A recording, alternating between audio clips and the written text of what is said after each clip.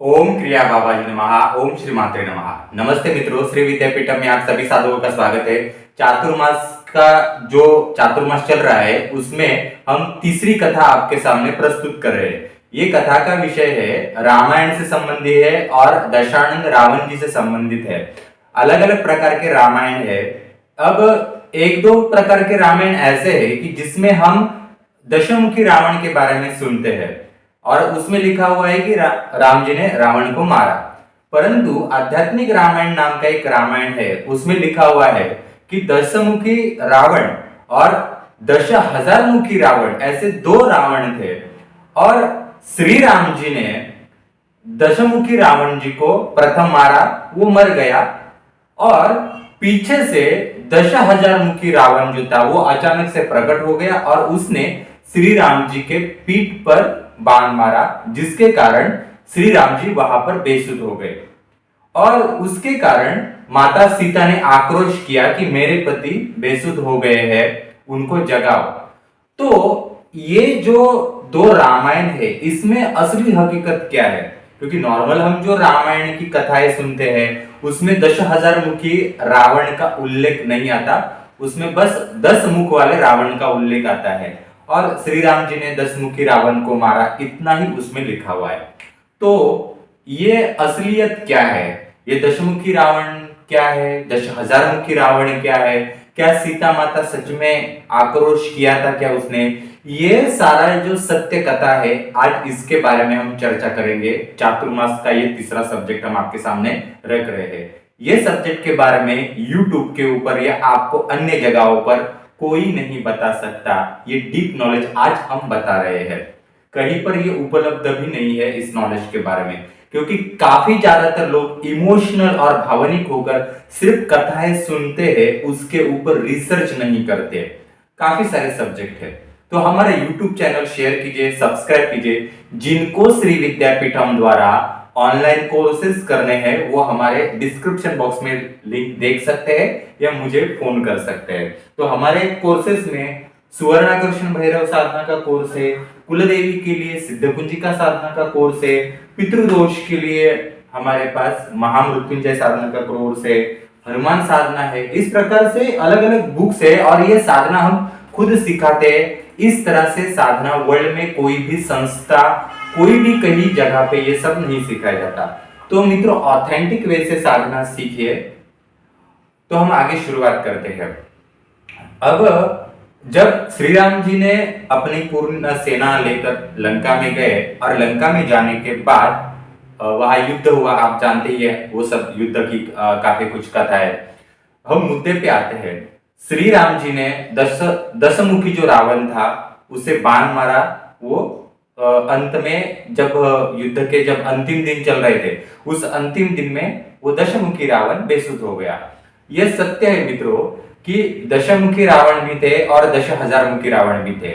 रावण तो एक ही था पर उसने अपने रिफ्लेक्शन दो किए थे, क्योंकि उसके पास एनर्जी का जो भंडार था, उसका एनर्जी का फोर्स था वो भी बहुत बड़ा था। आप सोचिए, भगवान श्री राम जी के सामने युद्ध करने वाला वो शख्स अथवा वो राक्षस, असुर कह सकते हैं, या वो जो भी कोई योद्धा होगा वो भी उतने ही तगड़े लेवल का और शक्तिशाली होगा, जिसे काफी सारे विषयों का नॉलेज होगा। इसलिए तो सारे वेदों का ज्ञाता भी उसे कहा जाता है, ब्रह्मज्ञानी भी रावण जी को कहा जाता है। तो उसने अपने दो रूप विभाजित किए थे। ये मायाजाल की एक क्रम होता है मायाजाल का। ये मायाजाल की विद्या होती है। ये श्री विद्या बगलामुखी विद्या में ये सारे मायाजाल की विद्या होती है कि जब आप ब्लैक मैजिक या कोई विद्या सीखते हो तब आप कॉजल बॉडी जो होती है अपनी, वो कैसे डबल ट्रिपल या फोरबल कर सकते हो। तो एक चीज है वो। तो इस प्रकार से रावण जी ने अपने दो बॉडीज किए थे और उसका फ्रंट साइड यानी दशमुखी रावण जो था वो श्री राम जी से लड़ रहा था। श्री राम जी ने दशमुखी रावण को मार डाला, ये बात पूर्ण सत्य है। परंतु जब बाद में उन्होंने मार डाला तब उसी समय पीछे से 10,000 मुखी रावण आया और उसने श्री राम जी के पीठ के ऊपर बाण फेंका, बाण मारा। तब उस बाण लगने के कारण श्री राम जी बेशुद्ध हो गए। ये बात भी पूर्ण सत्य है। अब यहां मुख का मतलब एक्चुअल में 10 मुख या 10,000 मुख नहीं होते। ये मुख का मतलब क्या है कि व्यक्ति जो होता है, एक मुख मतलब क्या है, हमारी बुद्धि, हमारे दो आंख, दो कान, हाँ, और मुंह, यानी हम दो आंखों से उतना ही देख सकते हैं, मुंह से उतनी बातचीत कर सकते हैं, कानों से उतना सुन सकते हैं, और हमारा जो मस्तिष्क है उससे उतना विचार कर सकते हैं। 10 मुख मतलब क्या है कि वही एनर्जी 10 जगहों पे डिवाइड होकर हम 10 जगहों का नॉलेज भी ले सकते हैं एट ए टाइम, और 10 जगहों पर बात करके 10 जगहों पर एट ए टाइम देख भी सकते हैं और 10 जगहों का सुन भी सकते हैं। ये कौशल्य होता है। श्री विद्या, बगलामुखी, महाकाली, महातारा में ये सब डिटेल में इसका अभ्यास है, तो इसलिए तो वो श्री विद्या कही जाती है, इसलिए तो बगलामुखी कही जाती है। तो 10,000 मुखी मतलब क्या है कि उसमें उतना कौशल्य विकसित था कि वो 10,000 बार देखकर उतना ग्राफ्स कर सकता था, वो उतनी एनर्जी थी। तो एक्चुअल में 10,000 मुख नहीं होते, वो उसके एनर्जी सोर्स बताने वाली एक शब्द होता है। अब ये बात तो आपको समझ में आ गई। पीछे से उस 10,000 मुखी जो रावण था उसने बाण चलाया, श्री राम जी बेसुध हो गए। अब वहां पर माता सीता जो थी, माता सीता, अब समय आ ही गया था कि माता सीता को अयोध्या जाने का, तो माता सीता ने अपनी साड़ी वगैरह पहनकर अपना चूड़ामणि जो था अपने सर पर लगाया ही था। जब तक हनुमान जी ने 2 दिन पहले ही हनुमान जी ने 2 दिन पहले ही माता सीता से हट कर कर कहा था कि अब तुम सामान्य साड़ी को छोड़कर तुम कुलवधु जो होती है उस प्रकार की साड़ी और जो श्रृंगार होता है वो करो। तो हनुमान जी के कहने पर और उनके हट पर माता सीता ने तभी वो पूरा श्रृंगार ही किया था, और माता सीता का जो चूड़ामणि था वो सर के ऊपर था। ये जो चूड़ामणि है ये रामायण जितना भी है, इस रामायण में चूड़ामणि का भी महत्व उतना ही महत्वपूर्ण है। ये क्यों महत्वपूर्ण है मैं आपको बताता हूं। अब ये जो चूड़ामणि है, तो श्री राम जी को बेसुध हुआ देखकर माता सीता आक्रोशित हो गई, और उसने अपना चूड़ामणि जो था वो सर से निकाला और जमीन पर आक्रोश करके फेंक दिया, और उसने कहा कि मेरे पति को जगाओ, मेरे पति बेसुध हो गए हैं। वो आक्रोशित हो गई। आक्रोशित होने के कारण क्या है, चूड़ामणि में हजारों बारीक बारीक हीरे लगे हुए थे, और उसमें से 3 हीरे निकलकर जमीन पर फेंक दिए गए। उन्हीं 3 हीरों में से कितनी करोड़ करोड़ योगिनियां जन्म ली, यानी प्रकट हो गई, वो तो अनगिनत हुई थी। और उन योगिनी शक्तियों ने उस अहिरा, ये जो पिछला रावण था उसका उसने वध किया। फिर श्री राम जी जगे, बाद में बेसुध अवस्था से वो जगे। 10,000 मुखी जो रावण था उसका उन योगिनी शक्तियों ने वध किया।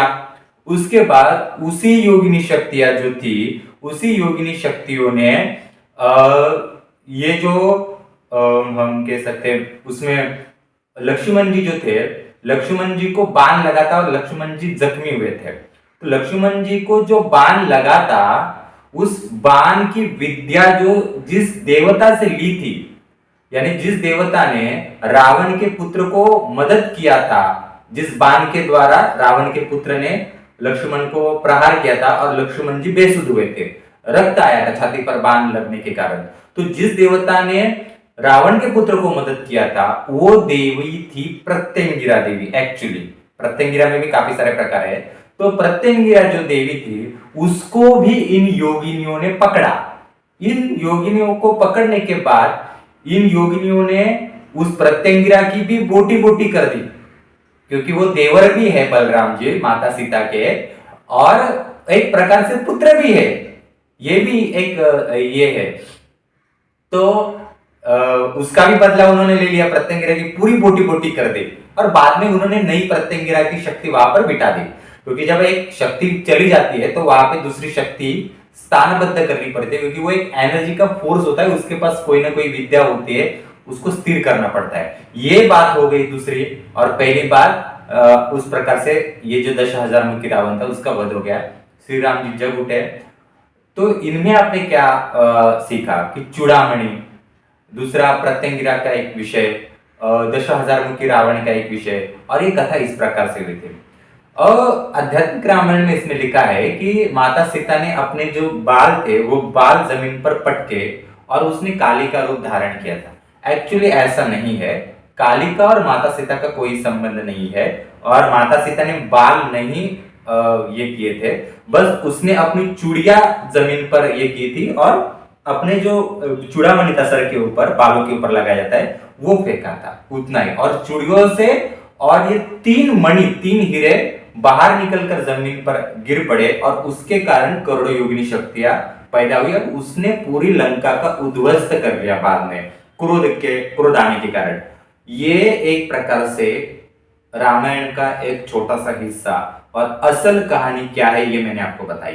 रामायण में श्री रावण जी को बहुत बदनाम किया है कि रावण ने माता सीता को उठा के लाया। मित्रों, ये शब्द बहुत गलत है, और माता सीता को रावण जी ने कभी उठा के लाया ही नहीं। और इसी शब्द में सब घूम घूम के बहुत सारे लोगों ने गलत भ्रम फैलाकर बहुत पैसे कमाए और लोगों के मन में गलत अंधविश्वास और अंधकथाएं डाल दी गई। कभी आपने इतना सोचा है क्या कि माता सीता को उठाना इतना आसान है और माता सीता ऐसे ही किसी के पास चली जाएंगी? इतनी आसान चीजें है क्या वो? अगर माता सीता के पास इतनी ताकत है कि वो खुद ही वहां पर किसी को उठाने के लिए आए तो वो जल जाएगा, उसको उसके क्रोध से ही, उसको दूसरा कुछ करने की जरूरत ही नहीं है। ये लोग लॉजिक ही नहीं लगाते और बस वो कथा सुनेंगे कथावाचकों की, और कहीं पे सत्संग सुनेंगे और इमोशनल हो जाएंगे। रियलिटी ये है, माता सीता रावण को एक प्रकार से पुत्र ही मानती थी और पुत्र के घर ही गई थी, क्योंकि रावण ने रिक्वेस्ट की थी माता सीता से कि तुम मेरे घर पर चलो, कुछ दिन रहो, ऐसा रिक्वेस्ट किया था। तो ये समय जो था वो एक समय का पहिया होता है, उस समय के पहिए में कुछ श्री राम जी ने उनको अनुमति नहीं दी थी। तो श्री राम जी अनुमति दे ही नहीं सकते थे कि यानी सीता तुम रावण के पास, अपने पुत्र के पास कुछ दिन रहने के लिए जाओ।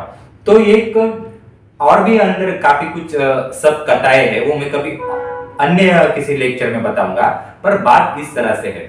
तो समय उस टाइम निर्धारित किया था कि माता सीता अपने पुत्र, यानी मानस पुत्र भी कह सकते हैं आप, कि रावण उन्हें माता कहता था, माता के स्वरूप में देखता था, और उसने रिक्वेस्ट किया था जब लक्ष्मण ने लक्ष्मण रेखा खींची थी, तब जो पिक्चर में आता है ना ऐसे उठाकर सीता को लेके जाता है, ऐसा नहीं है।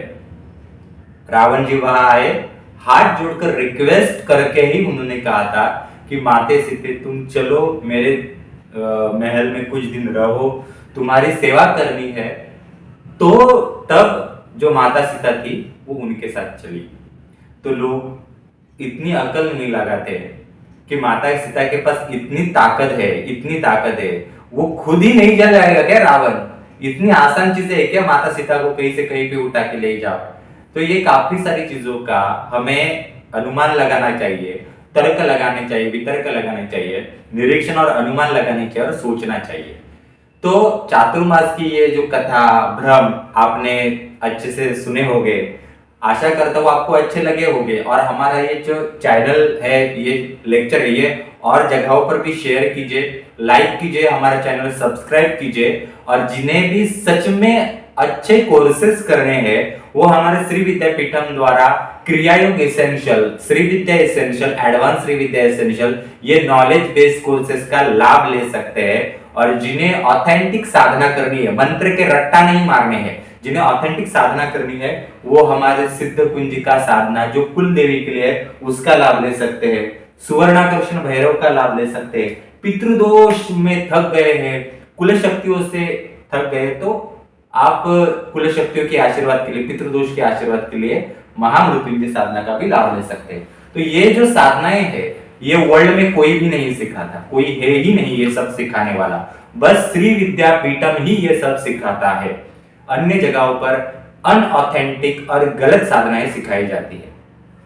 तो धन्यवाद मित्रों, हमारा चैनल शेयर कीजिए और सब्सक्राइब